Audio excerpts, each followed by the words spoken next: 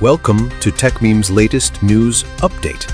We're starting with a story from France and the UAE, who have just agreed to build an up to 1 GBU data center in France. This massive project could bring in T30 to the in investments for French and Emirati AI chips talent, and more so RCE says France and the UAE agree to build an up to 1 GW data center in France, representing in 30B to T50B in investments in French and Emirati AI, chips talent, and more. Hedafin Lieprints, Ringutan define and sifted. We'll see about that. With all this new investment, it's likely we'll see some exciting developments in the tech world. Next up, we have a story from TechCrunch about Kelly Stonelake, a former Meta director who's suing the company for sexual harassment, sex discrimination, and retaliation. This is just one example of the many issues that companies like Meta are facing when it comes to employee well-being, so RCE, says Kelly Stonelake, a former Meta director who was the company from 2009 to 2024, sues Meta alleging sexual harassment, sex discrimination, and retaliation.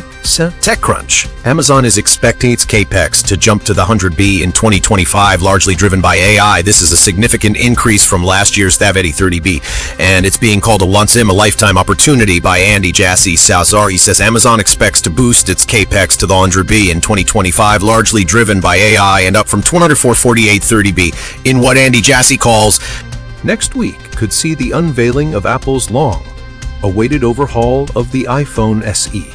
Instead of a launch event, Apple is opting to reveal it on its website, RCE, says sources.